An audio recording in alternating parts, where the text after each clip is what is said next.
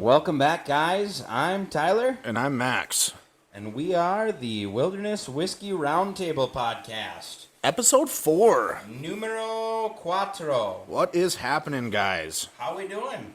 We hope the week went well for everybody. Yep. It's our favorite day of the week. It's hump day. Wednesday. We're a little later than usual, but golly, I'm excited to record again. Yeah, I was actually looking forward to it all day.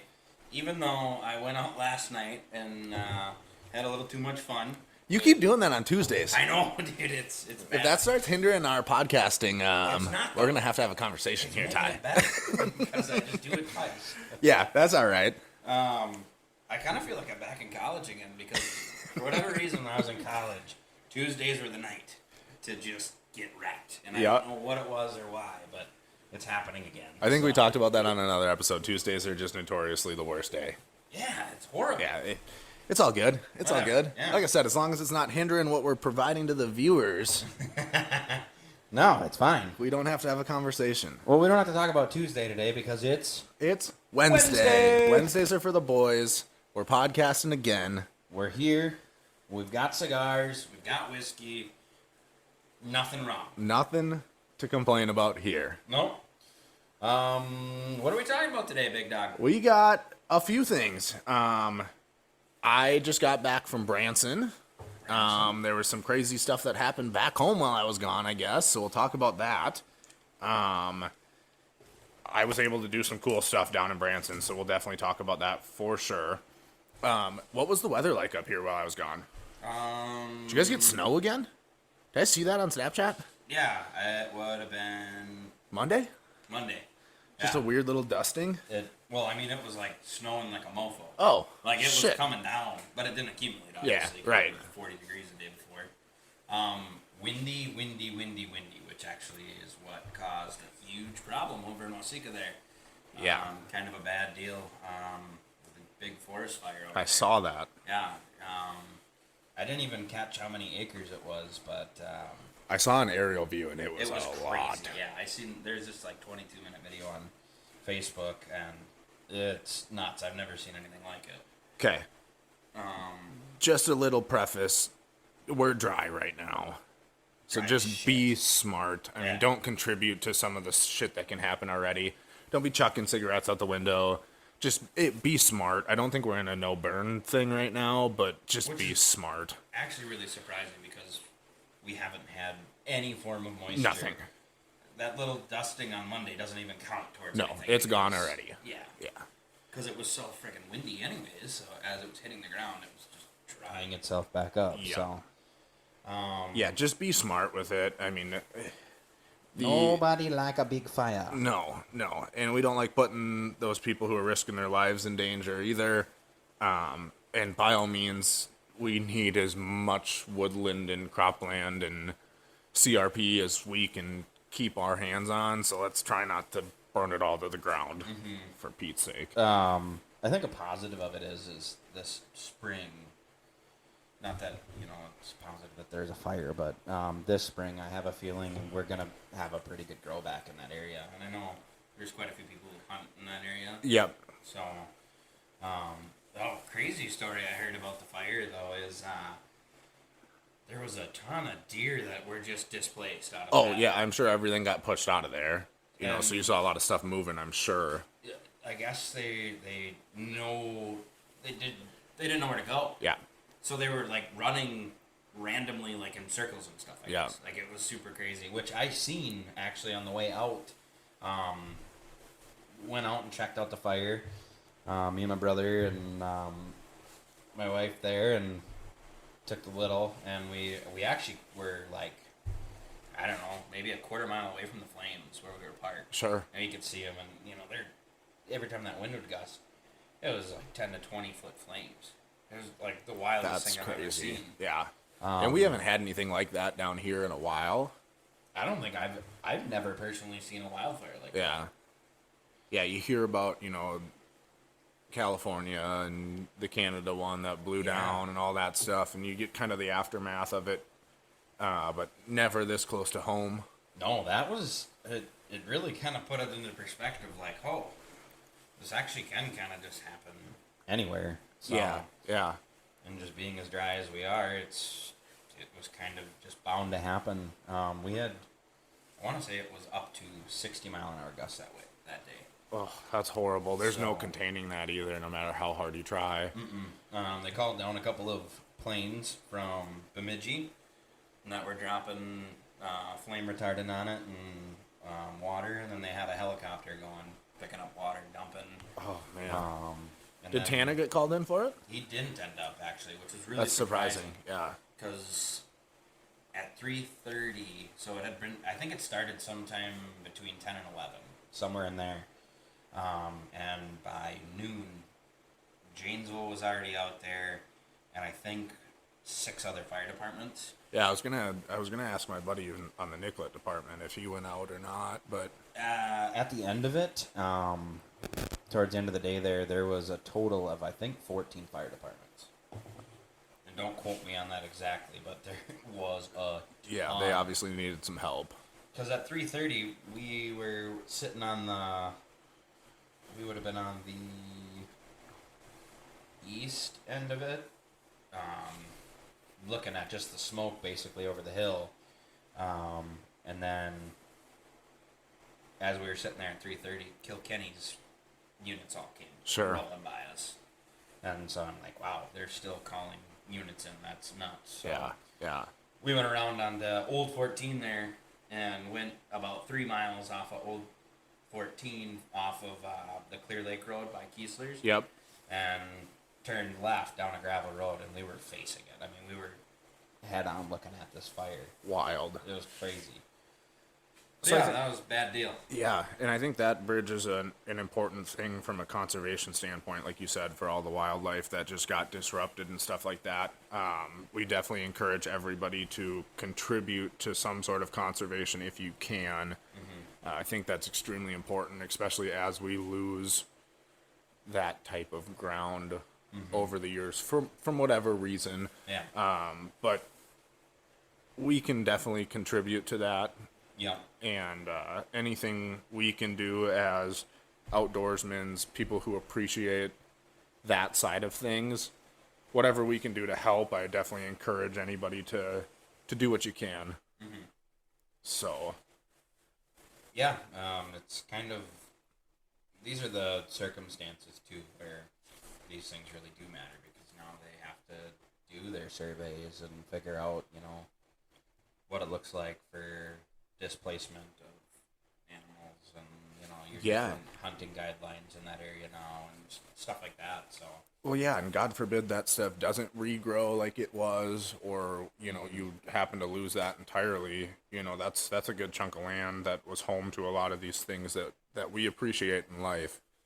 And to see that happen is unfortunate. We're all about fair chase and sustainability of what we enjoy doing, and to see that get affected is unfortunate. yeah, it sucks. Just as long as there's not like apartment buildings there or something, I guess That's true, And, but that's like, the scary thing with it is because, as shit like goes that down, happens. Yeah. we just keep pushing and Yeah. building stuff, and I get it.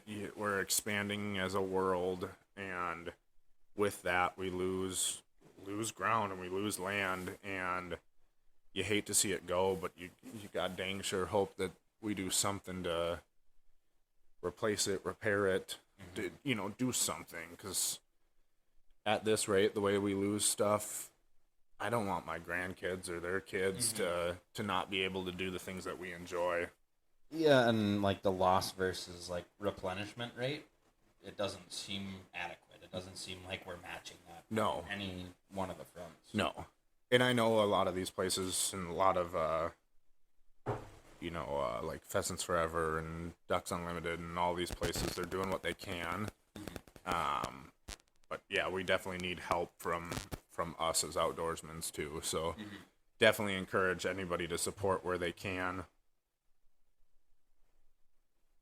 Donate. Yeah. Donate your time. I mean, whatever you can do. It goes a long ways to make this sustainable for years to come. You want like you said, you want your kids out there. You want I've got a little daughter too, and that's things that I want her to experience. So, got to keep it alive, but to do so, you can't just be lackadaisical about it. You do actually have to kind of step up and do your part. You can't. That's where I think where this podcast could be a pretty good, proponent of just realization of, yeah, I'm hunting it every year. I'm fishing it every year. I'm doing whatever with it every year.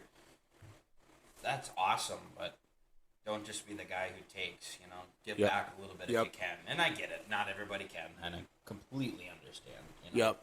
But then also, like we said, we've talked about it before, take into consideration that, play your part in this big picture. We have to look long term, advocate for sustainability, advocate for that long term picture so that this stuff can live on forever.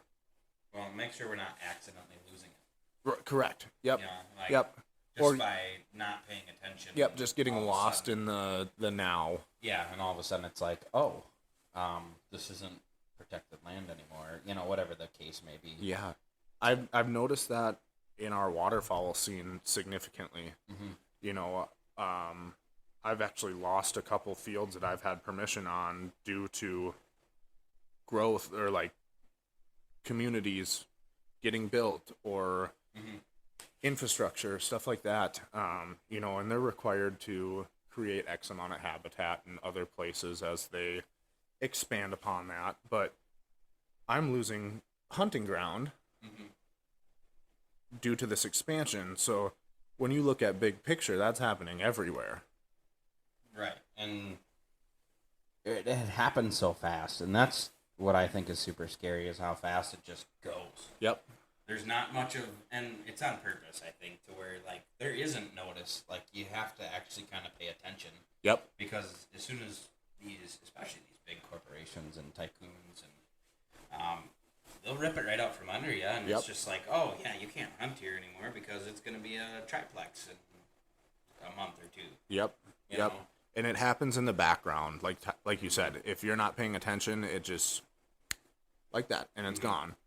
And then and that's where my frustration comes in about it, is because then you get the people who are bitching about it and up in arms about it, but it's like, yeah, it's great that now you care, but had you just paid a little more attention and, like, you gave that extra step to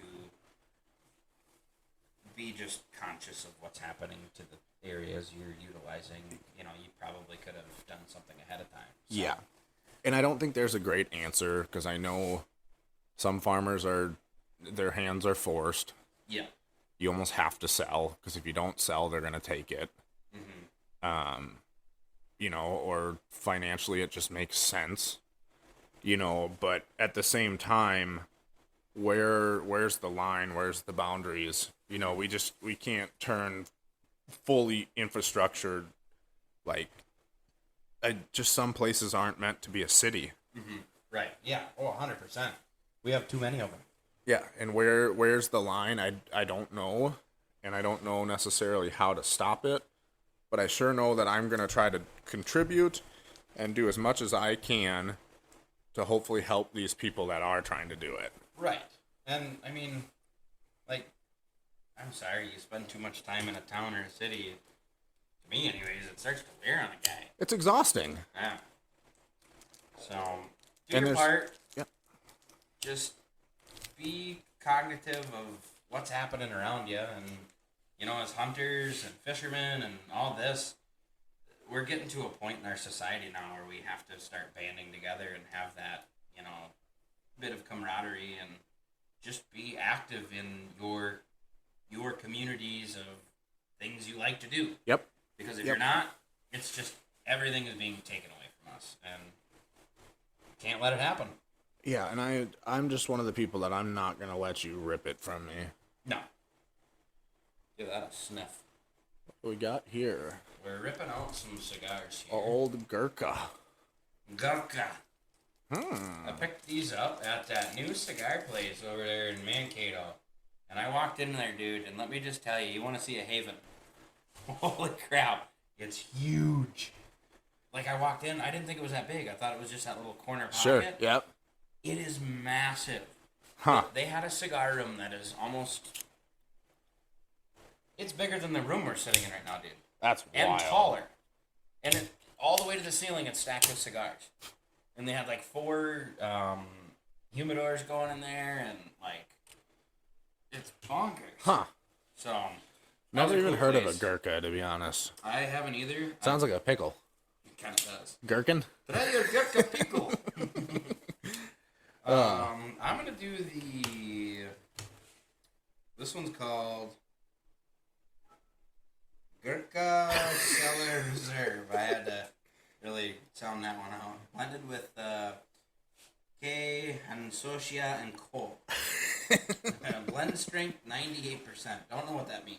I'm gonna be honest with you. I don't know cigars well enough to know any of that. No. But We like smoking them. this has like almost the wrapper on it has a weird feel to it. Is it oily? Not oily. It's almost like dusty feeling. Oh. And this says it's aged 12 years. So Oh, I was so really maybe it is dusty. curious. it might just be dusty. Yeah, it's been sitting in the back of the cellar for a quick minute. What happened was they forgot about them and they dried out, and they're like, "Oh, just put an age for 12 years sticker on them." It's the same cigar. It's just a new new wrapper around it. That Exactly. just They're aged. Like, it's fine.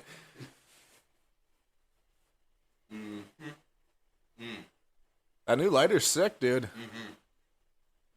Holy cats! The old torch. Right off the bat. Yeah, it's a lot better than just using a traditional. And this cigar is really good. Like, this is the best one I might have had. You're gonna have to try this one. I ended up getting on the. They had a variety pack, so I'm like, screw it. Now, with said variety pack, it also was a little misleading because the package under it said $18.99 for a 5-pack. Price tag lied to you, huh? So I grabbed it. I'm like, well, 5 or 6 cigars for $18.99. Hell yeah, I'm in. You know. No, I went and put it up on the counter there, and it was $50.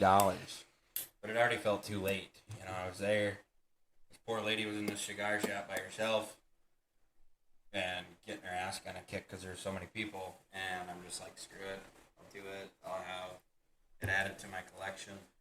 This gas in this lighter is almost gone. That's the bad thing.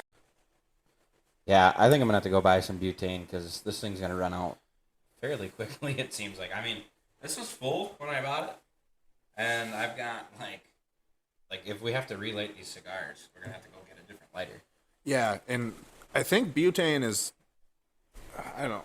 Correct me if I'm wrong. If there are any cigar aficionados in here, but I'm pretty sure these style torch lighters are formally better for lighting your cigars. You don't get that whatever gas smell from your traditional Bics, or if you're using, just your cigarette lighters. Well, it takes a hell of a lot less time too. That thing is sweet. Yeah, It's you don't like- have to toast it quite as much. And No, I mean, it's 4 got flames. 4 frickin' burners. Well, that makes sense. This is halfway to a stove at this point. Yeah, basically, yeah. You could probably heat this garage with that thing. Right. So it makes sense. This would be something good to have in your survival kit. I feel Yeah, like. yeah. You got to start a fire. That thing's starting a fire. Mm-hmm. Just don't do it right now because it's Yeah. it's a little dry, like we said. So Well, do what you want if it's a no burn ordinance, but yeah, just like we said, be smart. Good golly. Chuck that thing out the window. yeah, with it on. Poof. Yeah, this thing would cause some havoc. I'm thinking if you're in space and you got this thing on you, I'm thinking there's enough propulsion in that thing. You think she's kicking? Yeah, like Houston, I've untethered, and you're just like, it's fine. Let me just turn her up a little bit here. Fuck the need for oxygen. That fire, that flame can burn without nothing. Yeah, dude. No, you don't need oxygen. Flick your back, boy. Branson, Yeah, how was it, my man? it was good. It was warm. I packed poorly. Well, first off, I just packed poorly in general. We were there for 5 days, and I brought 3 pairs of bottoms.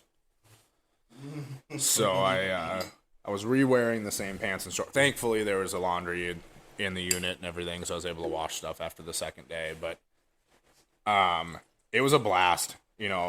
We fished on Tuesday, yesterday. And then, just hung out with the in-laws and hung out with the nieces, and it was a good time. It was fun. That's a cool place to be. What'd you all do while you're down there? We ate a lot. So we were about a week early for like prime touristy time. Mm-hmm. So there was a lot of stuff that was closed, which was kind of unfortunate. Mm-hmm. Most of like the outdoor pools and water parks and stuff were still closed down, even though we hit 80 on Sunday. There's that big of a difference? Oh, it was hot. Wow. It was hot. Did you bring shorts? I brought 2 pairs of shorts and 1 pair of pants. Oh, well, at least you were smart enough in that regard. And then we hit a TJ Maxx the other day, and I bought a couple more pairs of pants. So that works. Yeah. Spent more money than I needed to if I would have just packed smart. But we hit a couple mini golf courses. That was pretty fun. So the in-laws, they actually have a timeshare that they can travel kind of all over the place. They got roped into buying more shares on that, surprisingly. Oh, God. That's the problem with timeshares. Yeah. So they had to attend that hour-long meeting that turned into 3 hours. Mm-hmm. So we were watching the nieces during that time period, and yeah, they got roped into buying some more shares, which honestly, like, at the end of the day, they're nice enough to take us on these trips and stuff like that. We just kind of split the cost of everything else, and it is a more affordable way to travel. They just fork out for it up front, which, sure. If you're in a good spot for it, it is a cool little thing. At the same time, that sticks with you for the rest of your life and your kids' lives and their kids' lives and forever. Yeah, how does that work with, I guess my understanding of it was just don't ever do them. And I was like, okay, sounds good. Yeah, so you get a certain amount of points when whatever you pay for, you get X amount of points. Sure. And my understanding is when you die, that is still somewhat binding for the people who follow later in life. So they're on the hook to pay for it still? I do believe so. I don't know the legality behind it, but the way they made it sound, like as long as their kids can financially afford to continue on what they're doing, that they will be in the same scenario. Sure. The points go a long ways though. Like they're staying through Friday. Oh, okay. Wow. Yeah. So, sure. I mean, and it's a cool place. Like, it's a full-on resort. Like, it's neat. There's a lot of stuff to do. They went to Vegas last year, and there's a lot of options with it. And Branson's cool. I mean, I hadn't been there since I was really young, but it was neat. I've never been to Branson. I know my great-grandma always loved it down there. That was always one of her favorite spots, so. It's I relate it to like a cleaner Vegas.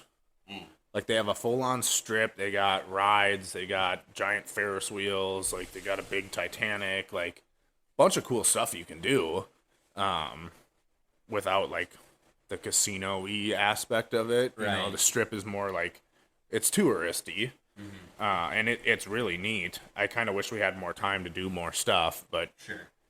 When you're kind of handcuffed with a couple of kids and trying to manage naps and when to eat and when to nap and I know that. You get ride. it. Yeah. It's a daunting task especially on like vacation. And when I say nap twice, I mean when the kids nap and when we nap, because it was exhausting at a couple of times. There were times where it was like 4:00 and we're like, we should probably go do something, but we're all laying in bed. Yeah. On the verge of falling asleep, and we're like, maybe we should just refresh for the rest of the day. Let's just have a nap ourselves. Yeah. So, cool thing, they were nice enough. There was a fishing guide option built into their timeshare, where they got discounted rates on stuff, and they were nice enough to think of us and say, do you and Danny want to venture out with a guide and do some fishing? So we said, absolutely. Yeah. It's a little early birthday present to us, or to me. That's awesome. Yeah. And they do 2 main things. They do trout fishing, and they do bass fishing. Mm-hmm. And us little bass junkies said we wanted to go bass fishing, and we were probably a little early on that, too, because they kind of advised, they said the trout are biting, the bass is kind of tough right now. And I said, that's fine, I don't really care. I'd rather go chase that than catch trout, personally. not to knock anybody who likes trout. We just really, really like bass. And I think Sunday night, our guide texted me, and he's like, hey, man, like, we're kind of up against the walls here. It's going to be tough. He's like, are you guys for sure cool? You want to go for it? And I was like, dude, it's your call. I said, we like doing it. We're very well aware of we're fishing, we're not catching. Like, I just want to go out, scratch the itch. You know, if we catch a few fish, awesome. I treat these trips for more of a learning experience than anything, too. And we fish Table Rock Lake, which is very, very different than anything we fish up here. Yeah. It's massive. It's very deep. Like, we're talking 200 feet deep in places. Holy Christ. It's huge. Wow. I was looking at the maps, and I was just like, oh, my God. I brought some rods because I was like, well, if I have to buy a 3-day license anyways, I might as well try to find something to fish offshore. Yeah. And that just wasn't even a thing. There was just no chance. I was looking at the map. I'm like, wouldn't even know where the heck to start. You know, you're 10 hours away, and you're looking at a map of just massive water system. So I was like, all right, we'll just we'll wait to go with our professional here and see kind of what it's all about. And we did a lot of offshore stuff, which was really cool because we don't fish like that up here. You know, we got shallow grass lakes, and that's kind of our thing anyways, but I don't want to be a one-dimensional fisherman either. No, it definitely, like you said, you're learning, and like it opens your eyes to, well, I mean, potentially maybe it's techniques that could work down here just in a different application. Yeah, and I think they are, which was neat. So he texted us. He's like, "Hey, like, are you guys familiar with bait casters? You know, I just want to make sure, like, what hand you reel with, what your skill set is before going into this on what I should bring out and you know how to prepare for you guys, because he gets mostly tourists." He was talking, and he's like, "Dude, this is a breath of fresh air." He's like, "I get to fish with experienced anglers, actual fishermen, yeah, instead of, you know, like, I have to rig certain stuff up for." You know, somebody who's kind of just fresh into this, or maybe just, you know, doesn't fish normally and they just wanted to get out and do it because they're here. Right. He's like, normally, dude, he's like, I'm breaking off jigs. He's like, the fact that you guys didn't get hung up or didn't really lose much tackle, like, he's like, it was awesome. He's like, we just got to fish. He's like, I'm sorry we didn't catch a ton of fish. I was like, no, dude, like, we caught some fish. I got to learn some new stuff. Well, and you going to be a guide.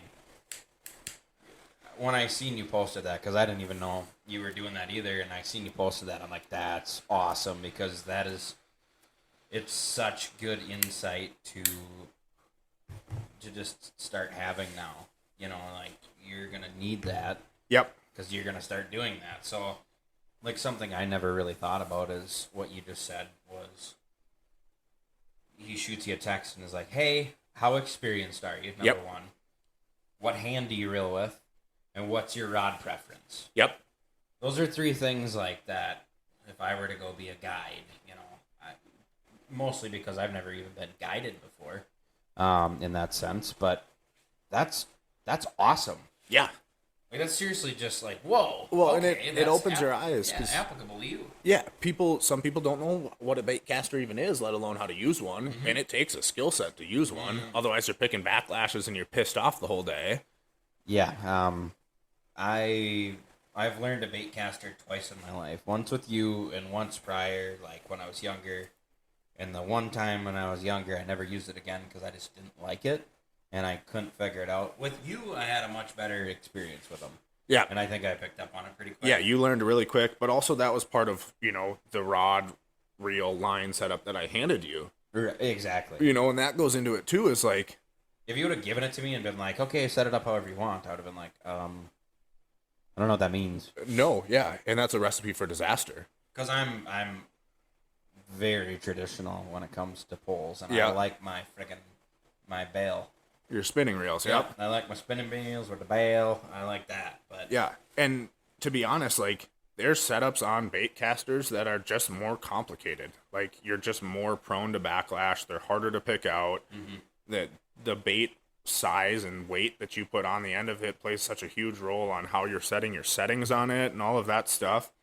Like it goes a long ways to be able to talk to your customer and know, are you prepared to do this? Are you capable to do this?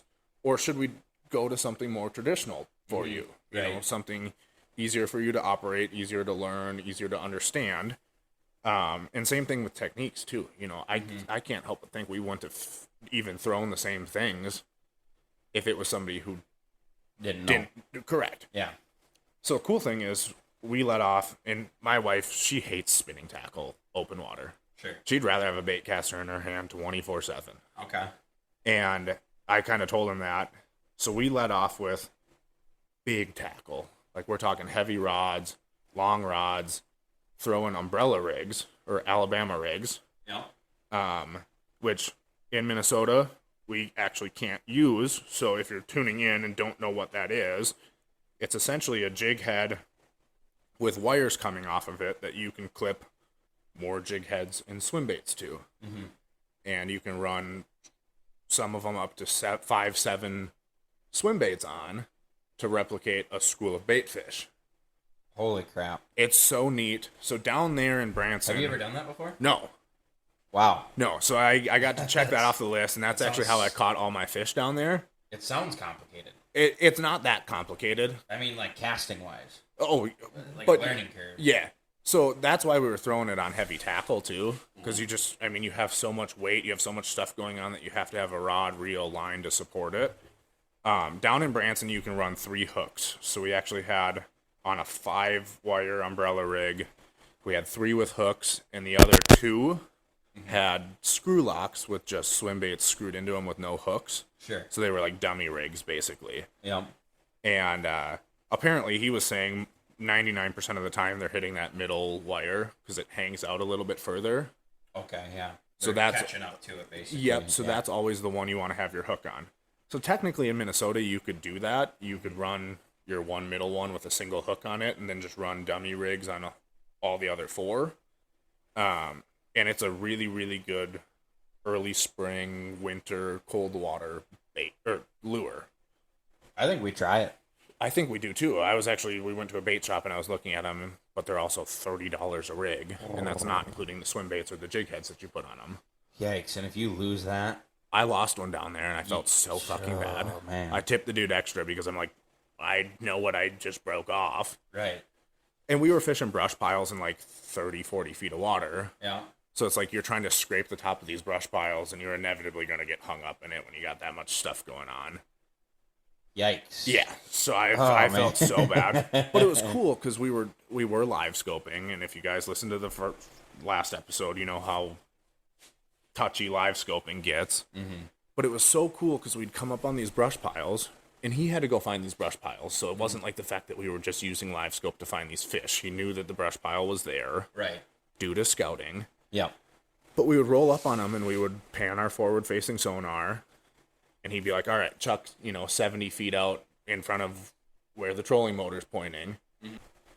So you'd throw on this line, and you count it down to wherever the brush pile was in relation to the water column, and you just slowly reel it over top of this brush pile, and you'd watch these fish just bust out of the brush pile and come up and smoke this thing. Oh, man.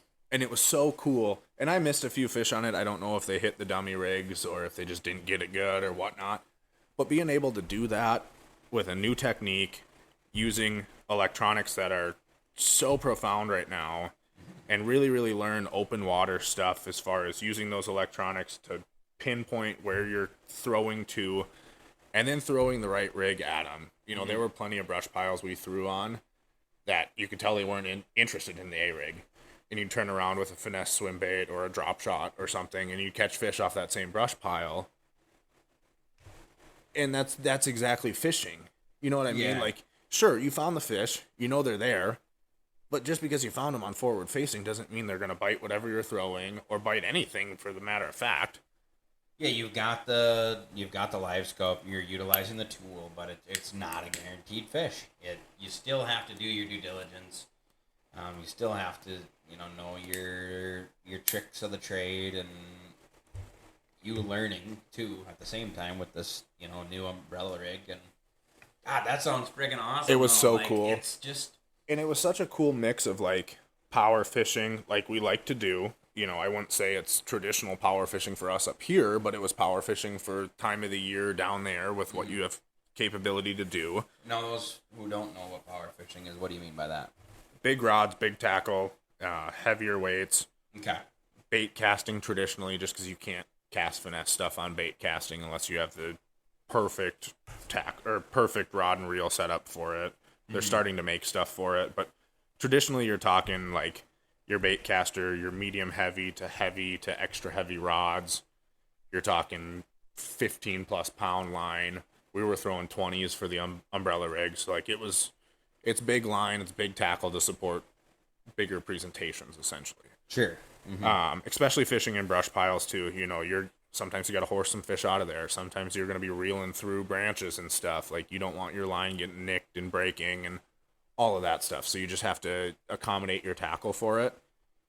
And then your finesse stuff is your smaller drop shots, wacky rigs, shaky heads, stuff like that on traditional spinning tackle, lighter line. But like I said, we had that perfect mix of, and I hate finesse fishing, but we had to do it to catch some of these fish. Right. So it's like you would throw your heavy stuff at them, and if they didn't do it, guess what? You pick up your smaller stuff, you slow down, you dissect the brush pile or the tree or whatever you're throwing on, and you just break it down. And that's like I said, that's fishing. That's ice fishing too. You start with a spoon, they don't bite the spoon, you downsize to a jig. Yeah, exactly. And so be it, honestly. Like, I love catching fish consistently, but like also when you're in the scenario where you were at, where you're kind of already learning too, or like you're there and you're learning, like that's a great way to just learn more of the finesse side, because it's great if you've got this really awesome rig that like consistently is Producing fish, yeah, and like that's fun, but what are you learning off of it? And what do you do when that doesn't work? Exactly. Because that's where you're seeing these one-dimensional fishermen start to struggle, and I don't want to be like that. No, I'd rather have all the tools in my bag. Yep. To be like, oh, all right, they're finicky today, so we're gonna try this, this, and this. Yep. And then if this, and this don't work, we're going to Plan C. And if Plan C don't work, well, I'm digging in the bottom of the boat or the bottom of the bag. yeah, exactly. And then you just start pulling out your hat tricks. Yep. And you're like, all right, we're going to just try for the rabbit at the bottom. So, Well, and that's just it. Not just technique-wise, but electronic-wise, just skill set-wise. You use what you have available to you. You use it when it works, and when it doesn't work, sometimes you have to stray away from it. Mm-hmm. And you can't become so reliant on an A-rig, or you can't become so reliant on forward-facing. You can't become so reliant on any of it, that it's just forever changing, and that's the fun of it. They're tools, they're not answers. Yep. They're just they're to help you get the answers, but they're not the answer. Yep. And that's just how you got to look at it. Yep. And that's where I think we enjoy fishing as much as we do, is because we can look at it that way, because you got to do the learning experience of it. Yep. And that's fun, because you walked away from it feeling accomplished, because you're like, oh, so I picked up on this, this, and this, and then I wasn't very good at this and this, so I'm going to learn more about it. And then next time I go out, now you have something to kind of strive for, to be better at, and that's exciting to me. Well, and you know what I'm going to tie on to one of my rods down here now? It's going to be a drop shot. Sure. Because I did my best to stray him away from tying a single finesse thing on anything to help us catch fish, and we needed it. Mm-hmm. And I did not feel confident. I did not want to put that A-rig down the entire day. I could have chucked that for 6 hours straight, not caught a single fish. But that doesn't do anything for me. No, and then, what are you gaining? Exactly. At the end of it, and I made that joke with him, too. I was like, dude, I knew this was coming, and I was dreading every second of it. I could feel you waiting to make that decision to say, pick up that spinning rod. And I was already bending down to pick it up because I knew it was coming. And I was like, and I said it to him, and that's where it's nice to be able to go with a guide, with somebody who has more experience doing things that you don't. Mm-hmm. I was like, dude, I don't know what the fuck I'm doing with this thing. Yep. I said, I don't understand it. Yep. I said, I've tried to understand it. and I can't wrap my head around it. Like, and he taught me, and we caught fish on it. So with that drop shot, that's what you're talking about. Yep. What is the technique on that? So drop shot is essentially you tie your bait. In this case, we were using straight tail worms onto a hook that has a drop of line. So you tie extra line when you tie your knot. So your tail of your line actually gets dropped through the eyelet of the hook, and then you tie a weight on the bottom of it. Oh, weird. So you have a rig that is sitting here with a sinker at the bottom, and then X amount, 12 inches, 20, whatever depth you're trying to fish in, has a hook tied up above it with your bait on it. So your bottom contact is made from the drop weight, and then And your that's bait. just a weight. Correct. On the bottom of that line. Yeah. So that it's a weight hanging off of it, and then your tackle is floating Suspended essentially above it. Yeah. Okay, So you're gotcha. keeping straight line contact Yep. to keep that bait suspended essentially Yep. at whatever depth range So those you're fish are sitting at in. a certain depth, and then that thing is just dragging behind you with your. Okay. Yep. So a lot of times you're casting it out, you're letting it kind of pendulum down on semi-taut line, and then you're either kind of dragging it or hopping it, but you're trying to keep that bait in the strike zone, but also maintain bottom contact with that weight that's hanging down below the weight. Were you utilizing the live scope while you're doing this? Yes. So you could see your Yep. weight and your. That being said, too, like when you're getting into finesse tackle, I mean, you know how hard it is to see some small jigs sometimes on Yeah. on forward facing. When you're chucking that out 70 feet, it's tough to see that thing even if you're pointing straight at it. Yeah, I suppose. I mean, that's So you're almost using the forward facing to guide your cast, and then kind of just trusting your setup to do the rest. Once you get into 50, 40 feet, you can see it a lot better. And that's, maybe a time where you sneak up on those fish a little bit closer if you really want to pay attention to what they're doing on forward facing. But we were also using it as a pendulum style bait on really, really deep bridge pilings. Oh, sure. Yep. So we found fish holding onto bridge pilings, and there was actually a guy fishing that same bridge piling when we first got out there. So I don't know if that bridge just got piss pounded earlier in the day or what happened, but we couldn't get him to bite on anything else. So what we had to do, and that was in 60 feet of water, and they were suspended 20 feet below the surface. Jeepers. So, That's so there's wild. no way for you to put 40 feet of line in between your weight and your lure. No. So you're having to make these super accurate casts and let that bait kind of swing down in front of them. And that was really the only way that we could get them to bite. So that was a new learning curve too, because you weren't using the drop shot in the traditional sense. You were using it more as a delivery method to kind of swing in front of those fish, Sure. Yep. which was kind of cool. God, no, I'm jealous. I've had the itch now for a few weeks, anyways, because I want to get a line wet. Yep. It's been over a month now. I feel like at least. Yeah, it definitely has been. I've been because it was ice fishing last time, and God, I think we're gonna have to dig the boat out. It'll come out here pretty soon now, I think. I'm thinking we're digging the boat out this week. It might have to come out this weekend and do some touch-ups and get her cleaned up. Yep. I did find that other battery that we were missing. Where was it? It's in the boat, Oh. under the seat. Oh. Yeah, still wired to all the electronics that got ripped off for ice fishing season. Right. So- That actually, now that you said that, I'm like, oh, that's right. We intentionally ran all those wires under the seat. Under the seat, yep. And I totally forgot we ran all the wires under the seat. Yeah, so there's a Garmin battery under there, and then there's another 12-volt, and I just bought another 12-volt for ice fishing. And I couldn't figure out where that other harness to the Garmin stuff went, or why I had an extra harness and not an extra battery, but I do Yep. have an extra battery because it's sitting in the bottom of the boat. Oh, stupid, dude. Which is fine. The boat should be ready, plug and play, charge up the batteries, let her buck. Well, you don't really have to worry about your battery freezing out because it didn't really get that freaking cold. No. Were you in is your boat in the shop? It's in storage still. Yeah. Yeah. But it's indoors? Yes, yep. Was it in the cold storage tank? It's in or cold storage, it yeah. is? Okay. Yeah. I was just curious. But even that, I mean, I think you should be okay. Yeah.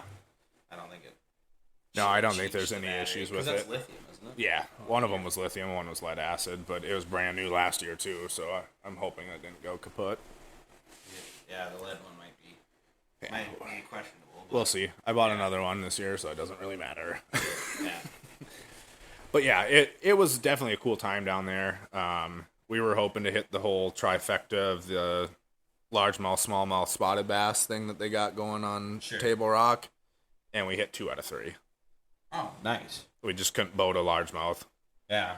Just didn't happen. We got a couple of really nice spots, some pretty decent smallmouth. We don't get a lot of smallmouths down here, so that was fun. Sure. You got to go north for our Minnesota smallmouths. Who was your guide? His name was Billy, and he was absolutely awesome. Billy Elbert, from Somo Fish Co., Southern Missouri Fish Company. Sure. And he was awesome. He actually might come up to Canada. Oh, okay. So I figured you obviously talked about that. Yeah, he was very, very. He was awesome. He was so invested in us at the same time, like nonstop talking about us. Just really, really cool guy. And he's like, dude, that's been a bucket list trip forever. And I was like, well, man, you've been awesome with us. I said, I would love to have you come up there and show you the ropes up there. Mm-hmm. And like, this dude genuinely could become a pretty good friend. And he's down in Branson, Missouri. Right. 10 hours away. That's what's super cool about trips like that, is just meeting these people and then you're automatically connected because, like you said, you came into it and he was like, finally I got fishing companions instead of, not necessarily like fishing headaches, but you know what I mean? Like, yeah, it's just different. It is different. It's like, I guess I don't even know what to compare it to. But. Well, and not that there's anything wrong with people. No. Like, I encourage you, if you 100%. have any interest in doing it, do it. These guides, and I hope to be one of them, these guides are amazing at teaching it, and I think you will really, really enjoy it. If you've never fished before, or if you're just new to it and you're just trying to learn. Well, the whole point of a guide is essentially more for that aspect of things. Correct. Anyways. And I don't want to make it sound like, guides don't want to guide in introductory anglers. That's not at all it. It was more for his own, he didn't have to do a lot of work that day. Yep. Because he was just out there. It was almost like he was out there fishing with a friend. Correct. Yeah. Yep. But his job ultimately, is, and that's why people do it, is to put people on fish and to show people new experiences, because that's how new fishermen are formed.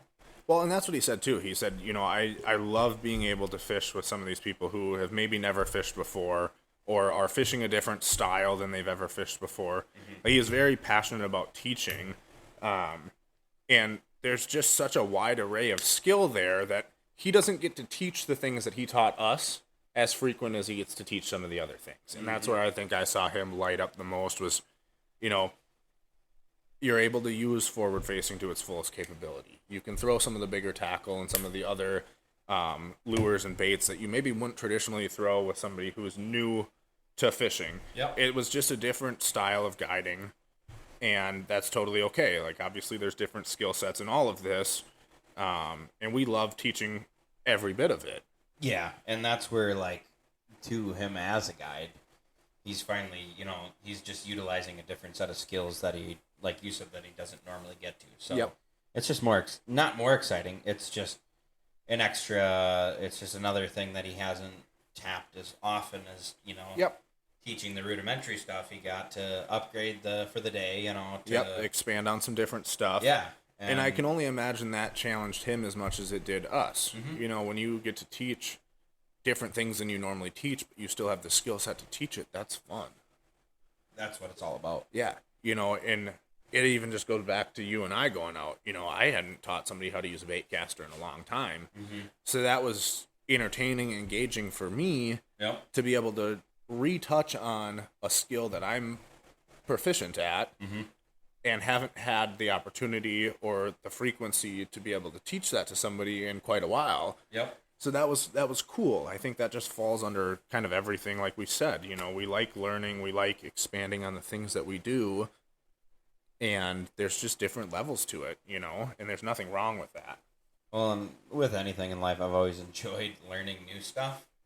But what I think I enjoy more is becoming proficient enough in that knowledge to pass it to somebody else. Yep.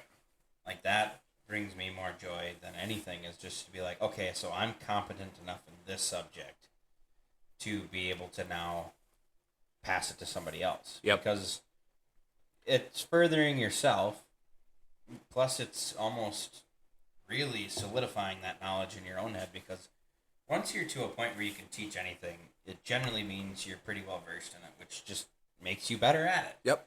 So, and it just, like, it's enriching, it's fulfilling. Like, again, we want to see this go on for a long time. So if I can teach somebody who can teach somebody else, or if I can teach a younger kid or whatever, like, that's just another generation that gets touched by the thing that we love. Yep. And that's so freaking cool.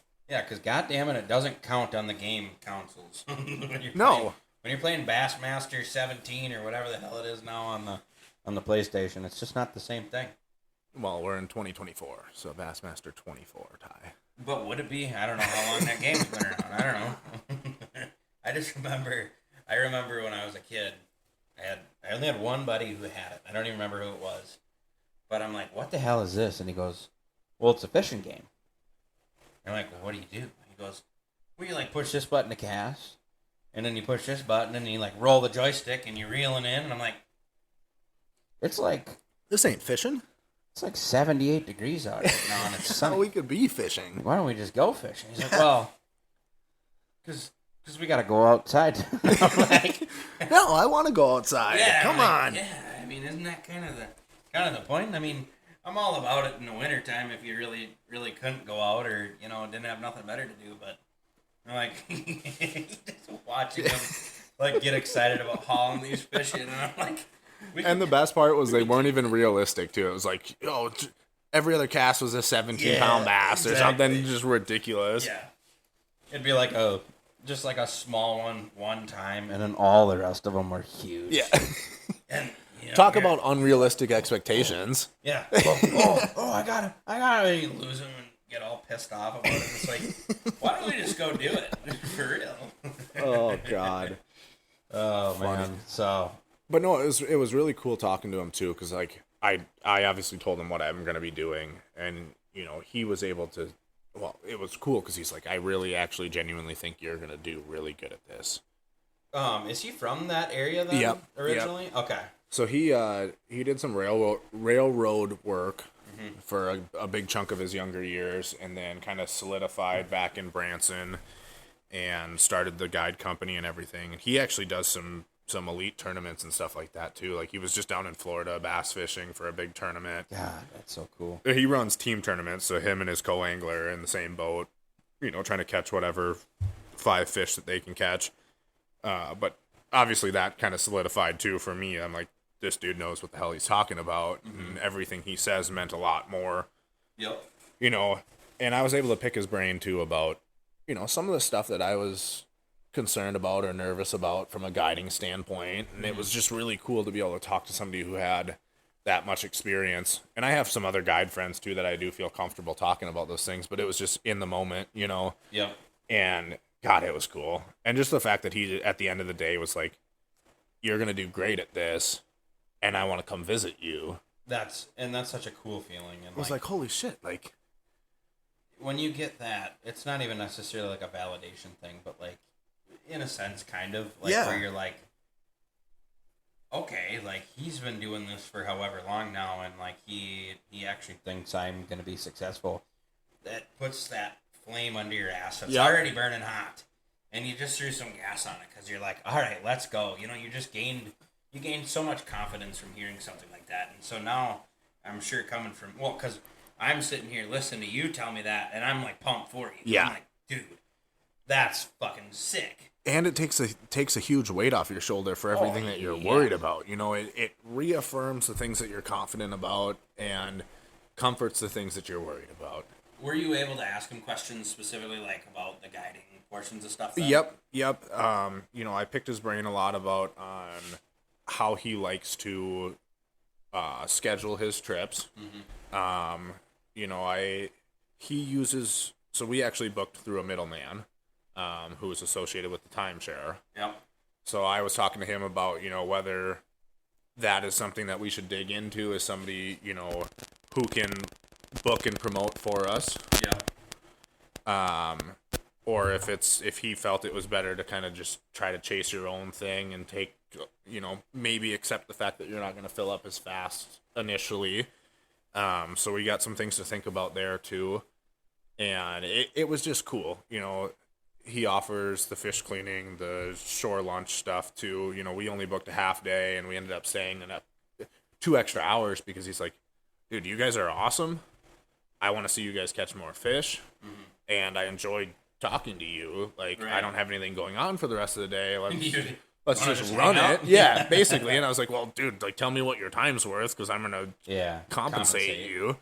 So I just ended up tipping him more because he just wouldn't take any more money. So I'm just like, well, you can't turn down a tip. Right.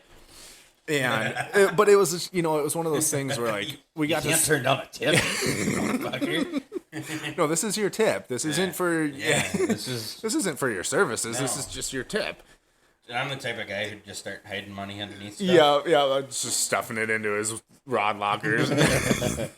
He's like, no, I'm not gonna take that much. And you're like, oh, okay. Yeah, well, guess what? You're gonna find it in your 6 cents tackle bag in a week, buddy. Yeah. Like, oh, how do you have this set up? And you're just dropping hundreds. Yeah. Just tucking it behind his electronics. Exactly. Doesn't find it until he cleans the boat out. Yeah. No idea where it came from. Just stuffing hundreds in his trolling motor mounts, and they're blowing away as he's deploying his trolling motor for the next guy. What the hell was that? But no, it was super cool, and like I said, he was very transparent with how he operated, which I think was super, super helpful for me going forward too. Obviously starting off, we're kind of limited to what we can do and everything, but it's just nice to see a tenured guide on how they operate things and what he recommends and encourages, and it was neat. Yeah. No, I think that's a huge thing. It was a perfect time frame for you to get that information right now. Yep. Just coming up on the Big Canada guy. Big Canuckian. Big Canuck guy, you're coming up there, so you gotta start getting your knowledge for how to, point and direct people. So, speaking of which, what are the updates on that? Got anything right now? Not really. Nothing we're buttoning up a lot of stuff. Mm-hmm. It's kind of that part of the process, I guess. Yeah, there's a lot of behind the scenes stuff going on that I'm not involved in, as far as getting stuff situated with, getting stuff across the border, banking, all of that fun stuff that I don't want anything to do with either. So I'm totally fine with things slowing down a little bit. Right now I'm just inventorying stuff for the trailer. I'm doing some grunt work in the shop, getting some of the boats ready and stuff like that, and then just keeping that laser hot. Yeah, that thing's running choo-chin. Running nonstop. I'm kind of worried for the longevity of that poor thing, because that thing is cooking. Because, not that I know a ton about lasers or anything, but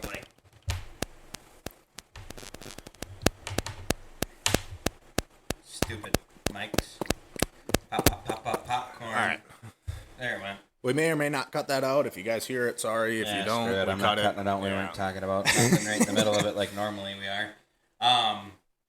No, not knowing a ton about lasers, but just looking at it itself, I'm it's not like a super industrial one like I've seen online to where people are actually utilizing them like you are. Yeah. Or I can't help but think it's just gonna either just start on fire, just burn the whole freaking shop down. Or it's just gonna just shut off, and you're gonna be come on, man. Come back. We've talked about potentially upgrading just because we're running it so damn much. But at the same time, we're not starting an Etsy shop where we're selling tumblers or anything. We're just we're cooking a bunch of stuff up. If it goes down, get what you need for it. Yeah, and get another one. But no, I'm thinking I think what you guys are doing is sweet. You got those flasks that I seen last week.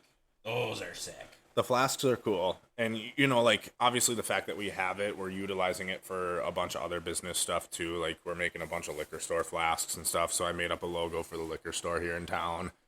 And I, right before I left, I ran over there Saturday morning, and I cooked up a couple of them, drafted up the logo design, and pushed a couple through, and I can only imagine that they pumped out hundreds of them while I was gone. Yeah. Because that's just how we've been using that thing. That thing's been just running nonstop. We've been maybe utilizing. they're built for it. Maybe, I mean, the longevity of it isn't even a concern. I don't know. But I hope so, because it we would gotta suck make to have to some buy a new friggin' one. shit to logo our stuff on. Yeah. Have you tried our logo bigger yet? No, and I think as things settle down, as we stop doing big bulk stuff where we're trying to pump out 40, 100, units I'll call of Andy something. and just tell him it's my turn. Yeah, just talk to him. Yeah, it's Andy, it's my turn. let that thing rest. We need to put a different logo on it. I just want one. We need a couple flasks done. Actually, up I do with want a the, couple flasks. Yeah, Yeah. we need we definitely need the podcast logo on a couple things. I want to slap the Burley Outdoors logo on a couple things. Something that would be really cool, I think, is to find a bottle of some sort that we can just have as a permanent piece in here. Being we're the Wilderness Whiskey Roundtable, Yeah. we gotta have a cool, unique bottle. I So- wonder if there's not a white label company or something.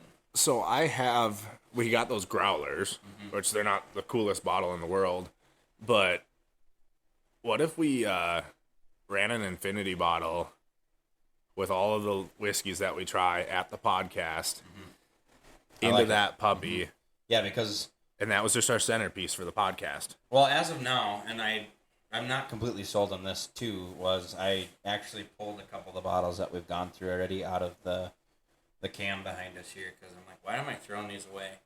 But I'd like to make a stack of bottles with maybe an insert underneath it with lighting. That'd be sick.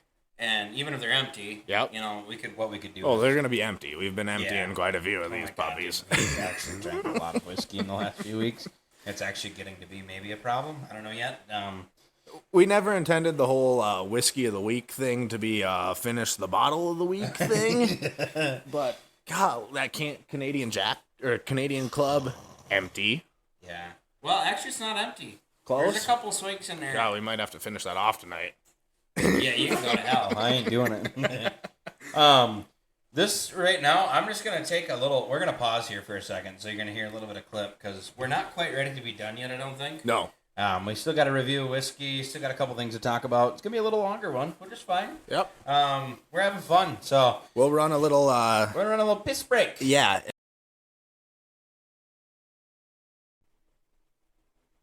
And we're back.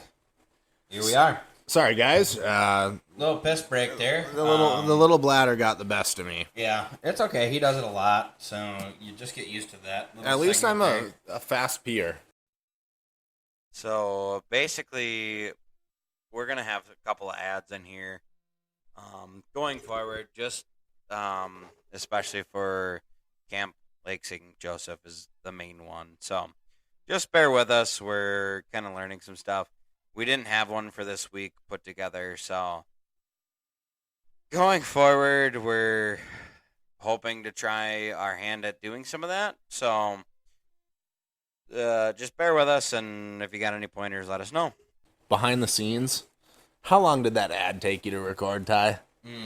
Oh my God! So we did it after one of the podcasts. I think it was 2 of them ago, and both of us drank a little too much of our distinguished bottle of tasting whiskey that night. That was the Canadian Club. The Canadian it Club got the was, best yeah. of us. I don't like that. So, ironically, the Canadian Club got you slurring your words on a Canadian advertisement. I think it's only fair. I at think that it's point. fair. Yep. Like Yep. the fact that I didn't just speak Canadian is impressive. Like it almost started just initiate. It's like, oh yeah, if you come down to the club here to where we have the resort with your family, Lake Joseph Camp Lake. Yeah, I think there was one take. We took like 25 takes. I actually just went through and deleted a bunch of them today. And it was like, can I it's all one word. And I'm like, oh, that's friggin' great. In your defense, Camp Lake St. Joseph is a mouthful, but I just said it seamlessly, but I don't want to record those advertisements, so. That's fine. At least I like the contribution I can make to helping the cause with the Indians here anyways, so. Even if it takes us an extra couple hours. Yeah, whatever. It just means I get to drink more beer and whiskey and whatever, so. No, If anybody else wants to sponsor us, we will definitely be more professional in our advertisements. Oh, I think it's still a professional advertisement. I think it just took us a while to get there. Yes, yeah, we will end with a professional take. Yeah, we're pros. Just ask us, we'll tell you. We're podcasters. We are. We're podcasters. Of course, we have advertisements that take us 25 takes. Oh yes, we're podcasters. We drink too much and talk about things that probably shouldn't matter, but do. We're podcasters. We think you care about what we're talking about, but you probably don't. We're podcasters. We pretend like there's 1,000 of you listening when there's only 4. The 4 of you might care, so we appreciate Hey, we that. do appreciate you, honestly. Every little person counts. I said a little person. I totally didn't mean that. I just meant every single person counts. But you don't have to be single either. You can be married. Yikes. Oh man. Okay, so it's been a fun ride. We're getting canceled. So We love short people. We love tall people. yeah, it doesn't matter what height We you love are. average height people. Yeah, I mean it's not about the size of you. It's how you use yourself. You know. Oh, shit. This week, I'm gonna try because we've been smoking a bunch of cigars out here too. So I just found a video online to where I can make some ashtrays. I want to make some cool like Wilderness Roundtable ashtrays because I'm looking at the floor and I just got a pile of ash. Just ash everywhere. And it's like all over the table and shit too. So I think it's in my eyes. yeah, I've been touching my hands on the table and I look down at my keyboard and there's ash. We wonder why our equipment doesn't work very good. It's just covered in beer and ash. But no, I've got a bunch of miscellaneous wood, so I found this video online where a lot of them are using the lathe, which I don't have yet. So I think what I'm going to do is just like jigsaw one out, and honestly, I kind of don't want it to be actually round. No. I kind of want it to be like a fun shape. Yeah, I think like even if it's rough, that kind of it fits the vibe. Right, and then I'll just like router the shit out of it. That's what I was just gonna say. We pour could it just down. probably just jig up a router and let her buck. And I'm just gonna like put a bunch of sealant or whatever you're supposed to that just makes it not start on fire while we're ashing. And during that piss break, I did find out we are in a burn ban. We are Yeah, okay. The state is actually the whole state of Minnesota, other than up north, it looked like, is on a no open campfire, no nothing burn. Okay. Good to know. So everybody knows, don't be burning shit. You heard it here. You can't pretend like you didn't hear it. You can't pretend you didn't know. Because we said it, and We know you're listening. yep. And when you get pulled over or stopped because you're on fire, I'm gonna make sure in that courtroom I'm telling them they were listening to our podcast. I know they were. Had to have been. Had to have been. Yeah. Because everybody Everybody right? listens. No. So that it's just we talked about doing some projects and stuff, and so we actually haven't done one in a while. We No. haven't been in the shop. We've actually been doing a project in a long time. We've been really busy with other shit. Yeah, both of us have just been so tied up and everything. I'm actually headed out this weekend to go start doing some demos on some houses now. Cause Oh, cool. some good- Guess I'll just never see my best friend again. Oh, okay, Branson.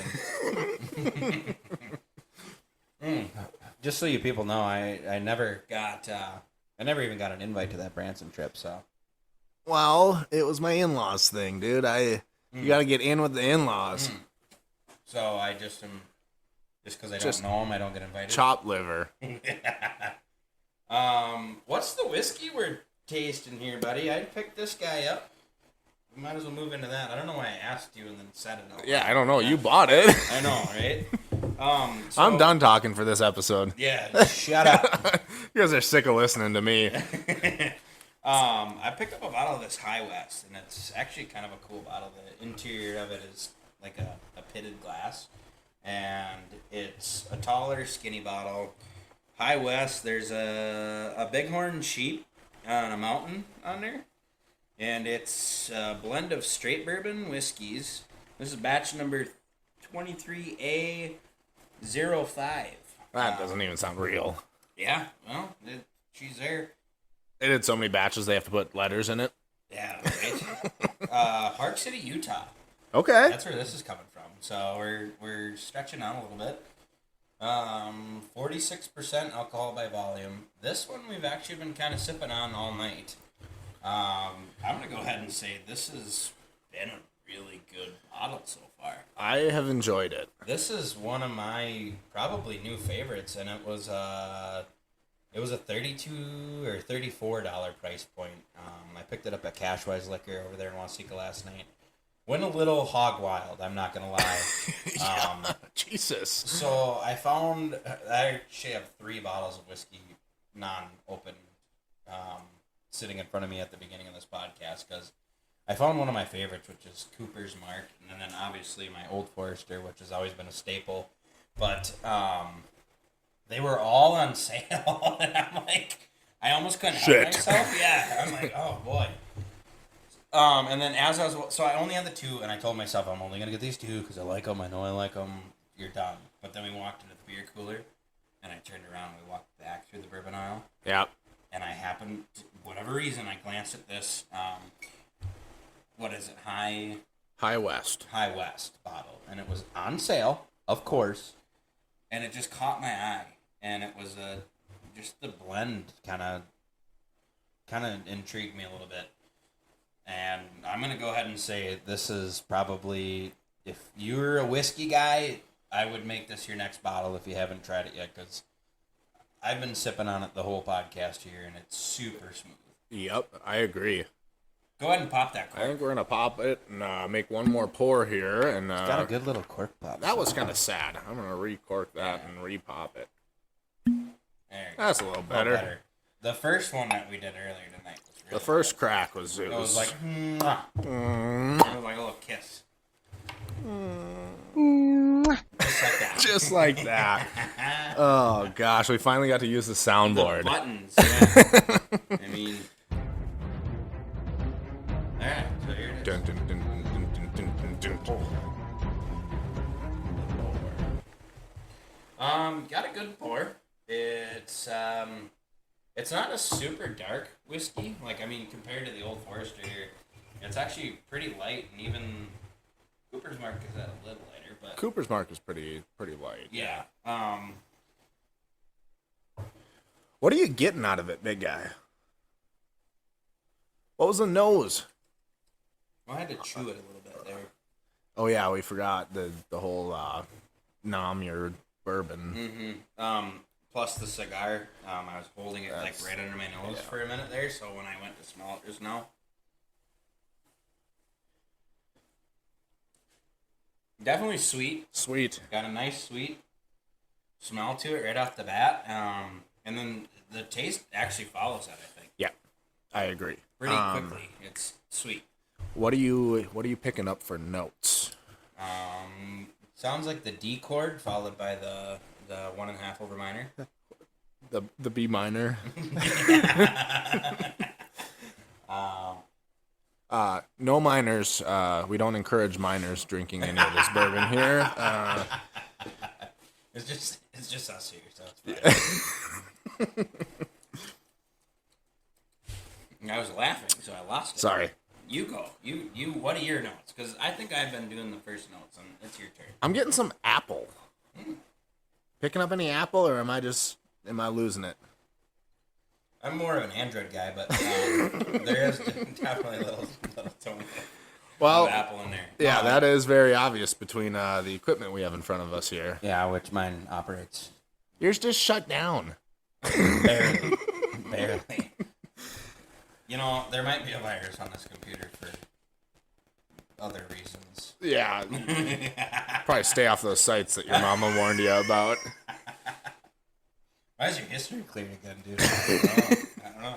Did you just open a private browser? Yeah, no, I it's a fruity beginning, definitely sweet. Probably a little bit of. I'm gonna go ahead and say brown sugar. Just a titch of brown sugar. The brown sugar. With the spice comes after the swallow. It is it's and much at the end. Yeah. But it's not a ton. It's not like. It's not spicy. It's not spicy. It's just got spice. All right, I'm gonna pull her up here. Mm-hmm. We'll see what we're looking at. I feel like I pick up some caramel. Yeah, there's definitely. I feel like there's caramel in every bourbon. I think we just say the same damn thing and we're half right all the time. Yeah, this is like more brown sugary compared to the caramel. I feel or like it's just a sweeter whiskey, or a sweeter bourbon. Which honestly, I almost have a preference to. Me too. I think more than the bitter bourbon. See, and like the ryes just don't do it for me. Like bitter, spicy, count me right the heck out. I mean, I don't know. I want to enjoy what I'm drinking. Yeah, I don't want to feel. I don't want you to cook my insides. Like that's just I don't know, not my thing. All right, on the nose, the aroma starts off with caramel, melted butter, and fresh cut apple. Good call, dude. I mean, I didn't pick like I was picking up that fruit, but I couldn't identify it like that. Yeah. So good call on you, dude. Bouts of vanilla and light spicy cinnamon. Adding into that tail end of smidge spices. Yeah, I think the fact of like if you've ever done the cinnamon challenge, you could call it spicy, but just the way you just said it, and it's like my immediate thought was the dark ages of the internet. It's just like, that was the worst fucking time to be on the internet. What? Dropping water balloon condoms over your head. Oh my god. Sucking spoons of cinnamon. Eating Tide Pods. Smoking catnip. Oh my god. It's just like, that's where humanity started to fail. Brutal. Oh my god. And I think part of that was like the tail end of some of our generation. Yeah, which is really sad. In my defense, never did any of those above said things, and we turned out just fine. I think the only like Facebook challenge I tried was the ice bucket. The challenge. ice bucket, yep. And that was for a good cause. Yeah, they were like donating money to whatever. And, that's something I'm actually going to touch base with you guys next week too. Speaking of ice bucket, just completely off topic, but I'm in full committal to the plunge. The ice bath. The ice baths? Yep, the cryo. All right. So I'm actually been doing my research. I'm gonna pull the trigger on a freezer, and I'm gonna build one. All right. Because and not like I said, I'll touch on it. Yeah, well, next maybe week more, but it has made reasonable amounts of changes in my life, like just in the cold showers I've been taking, and so I'll touch on that next week. Yeah, that'll be a cool topic next week. Back to the bourbon. Let's see. Down-to-earth collection of scents that ever so slightly err on the sweeter side. Good base of classic bourbon aroma, yet this bourbon offers slightly tweaked, almost venturing into rye territory. I don't know if I agree with that. I'm not going to say that it's venturing into rye. I don't think so. I mean, these people are probably smarter than we are, but at the same time, I've had some ryes that this just doesn't line up with. I've had ryes that, like, almost make me feel like I need to cough. Yeah. You know, like, when you're like you're going to breathe fire. I'm thinking spicy. Yeah. On the palate, we got oak, vanilla, and the slightest bit of spice. It has a nice roundness to its mouthfeel with a light buttery viscosity and an orange zest. I definitely pick up that buttery. It's a smooth, mama's home cooking butter in the mouth. Yep, like a buttermilk pancake. Oh, boy. I mean, sign me right the frick up. Dude. I'm gonna mix this whiskey in with some maple syrup. Oh, God, I bet that's and I'm going to put it on some French toast. Dude, we had 14-inch pancakes this morning. I don't know what that means. 14 inches. Round. You ever seen a 14-incher? Ooh. Yikes. I don't like pancakes so much. Yeah, that was too much pancake for me, dude. How thick was it? She was thick. She was thick. I like the thin pancakes. Yeah, almost like a crepe. It's fine. We will compromise. You say you like thin pancakes. The finish is light flavors on the palate, and they carry over to the finish with a good amount of spice at the back end. It's the bourbon's finish that shows the most life. Dry oak largely dominates, with toasted nuts and cinnamon providing only a minor bump in complexity. There's that bump. Minor bump. Minor bump. I think this is a neat little bottle. I honestly, dude, I'm gonna go ahead and I'm gonna make this a thing. I'm gonna put the Thai star of approval on it. Yeah, It's like Oprah's book club, but for whiskey. I think we start ranking these bottles. I do too. And this is up there. Yeah. Without actually ranking the previous ones and excluding the old Canadian Club because that doesn't count. I'm not ranking it because I don't know if there's a number low enough. That wasn't that bad. No, I'm not. I agree. For being a Canadian whiskey, I've definitely had worse. But this might be my number one bottle that we've done in these 4 episodes. I'm going to go ahead and agree. I think so. I'll put this over Buffalo Trace.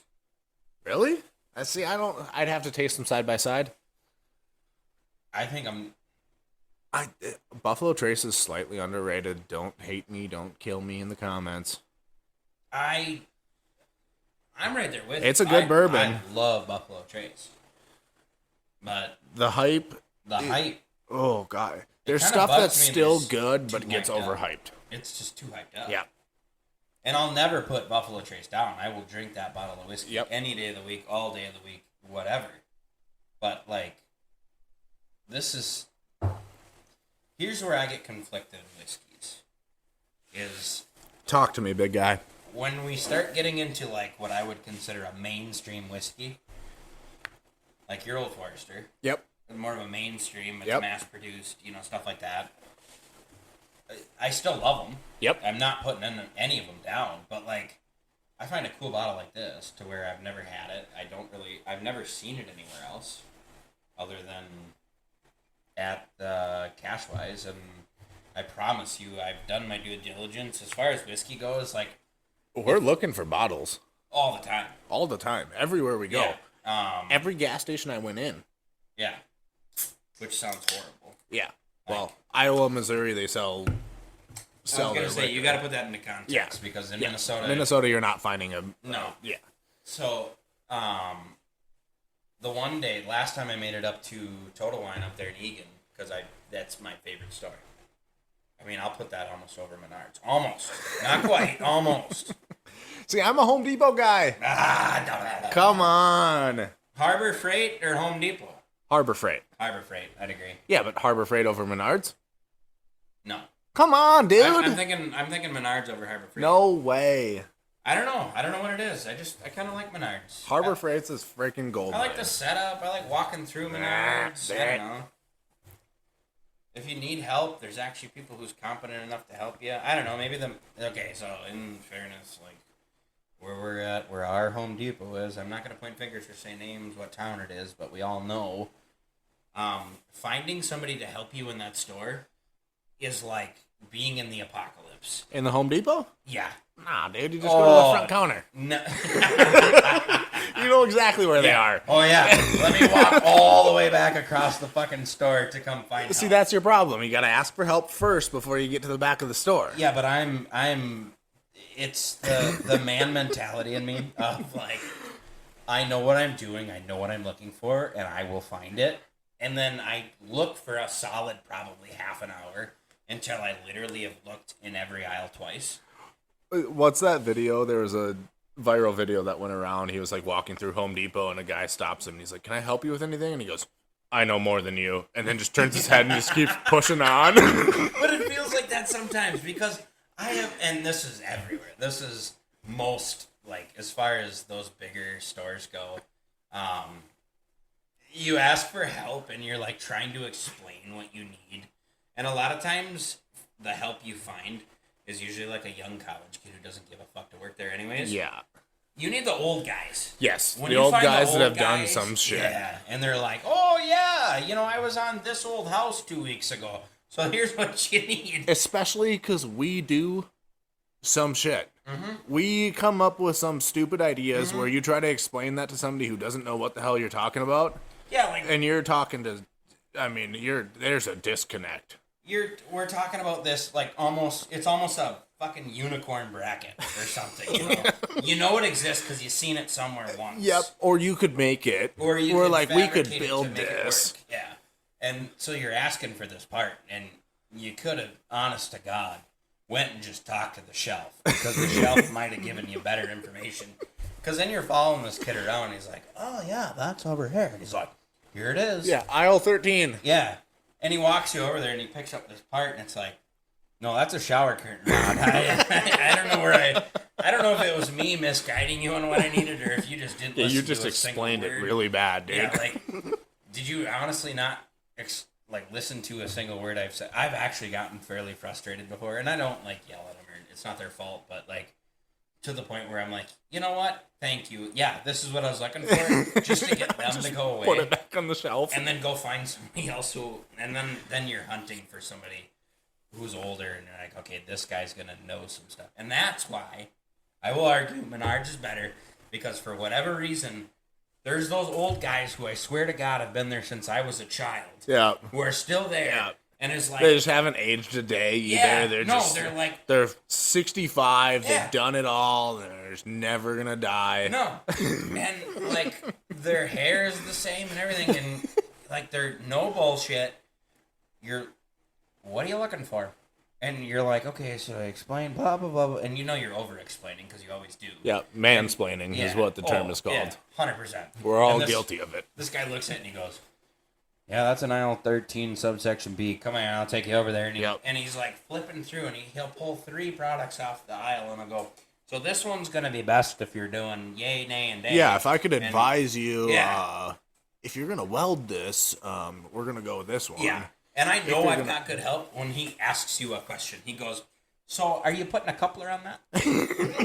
And you're like, yeah, I am. And he's like, okay, what are you plumbing it into? And you're like, oh my God. Let's go. This guy knows, finally. And I'm like, and then you start explaining your vision. He's like, yeah, you got to do this. And you're like, oh my God. Yep, make sure you bend that at a 90. Yeah, exactly. And he's like, actually, if you want me to, I can cut that for you here. And I'm like, thank you. That's the thing. There's nothing worse than when you grab a part or like some pipe or something, that they got a saw right there and it's just not manned. Mm-hmm. There's nobody to cut it, and you're like, should I cut this myself? Because I can do it, but just get kicked. Yeah, and it's chained off or something. You're just like, I could just dip under this and no, it's fine. I cut this chain myself. No, I've done it 100 times. Yeah, Honestly, you just go find one of the vests hanging up by the bedroom. And you just wave at the next guy that walks by, and they kind of. Oh, hey, Billy. Hey, Bill. How you doing? Yeah, customer. Yeah, just clocking in for the shift. I gotta go cut some chain. This customer here, this dumbass, he wants a 3/4 inch cut and a 45-degree angle. I'm gonna do it for him, but whatever. You just take it off and leave. You're like, yeah, I'll pay for this one. Oh God. Well, we're coming on an hour and a half here. I think we're gonna call her a night. Do some editing here, maybe do some shop work. It is going on 11 o'clock here where we're at now, so I think it was a good time. We'll call her a day. Yeah. We got some stuff that we can talk about next week. We're definitely excited to jump on here again. We appreciate everybody listening. Yeah, keep listening. Tell your friends about it. If you hate it or don't like something, let us know. Yep. We'll change it. Yep. I mean, we're not going to change us. No. I'm me, you're you. And we're we. Where are we? We. But no, we definitely greatly appreciate the followers and everybody tuning in and listening. It's cool to be able to see this grow as we go. Mm-hmm.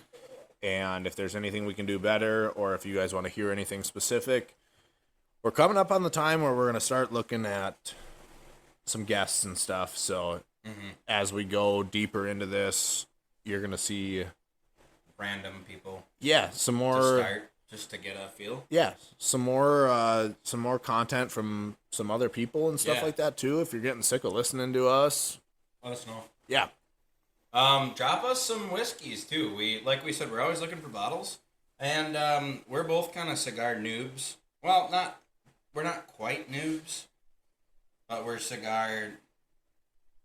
I don't know. noobs. I guess we're noobs. Yeah. Well, I mean, we've smoked our fair share, but Not enough to like where I can tell you anything about. No. it. I don't know No. what I'm smoking. I know when it's gross and I know when it's all right. Yeah, like last week's cigars were terrible. Not good. That flathead tasted like Not good. pinus. I think we smashed that thing out halfway through. It's I don't even know if we made it halfway through those things. We should take a picture of it in a couple weeks here when we have them all smashed. But we've been smashing them in my quick up. Yeah, your little quick dry thing. Yeah, little, the quick dry kitty litter for Yeah. oil spills. We just snuff them out in there and we leave them there. So I think we might just keep doing that because I think it's eventually just going to become this pile of cigar ends, and I think it'll be a fun picture. So. Oh, well, and you'll know which ones we liked because they'll be smoked down to the fucking butts. Mm-hmm. And then you'll know which ones we didn't because it'll look like we didn't smoke them at all. Because we didn't. Yeah, there's a couple of them in there. I actually found one laying on the other portion of my garage the other day. Huh, Yeah. nice. I'm like, I don't know where that came. And then So- there's one on the lawn too. Somebody got pissed and we just fucking chucked it because it was gross. Mm-hmm. And it just ends up where it ends up in the shop here. It is a shop. It's the best part about doing it in the shop. We do what we want. Man fats and whatnot. So, anyways, I just want to say cheers to you guys. Thanks again for tuning in. We will, don't you dare cheers on an empty Oh, glass. I was going to do it. They wouldn't have known. My counterpart over here thinks he's going to I was going to pull one over on you guys. He's going to curse the podcast Oh, here. man. I'll top Can't be myself doing off that. a little bit. You got less than No, me. I did not, There you dude. go, buddy. Anyways, thanks Thank for you, tuning guys. in. We appreciate you all so much. We love you. We will see you guys next week. Cheers. Have a good rest of the week. Have a great weekend. See you next time. Peace out, Cub Scouts.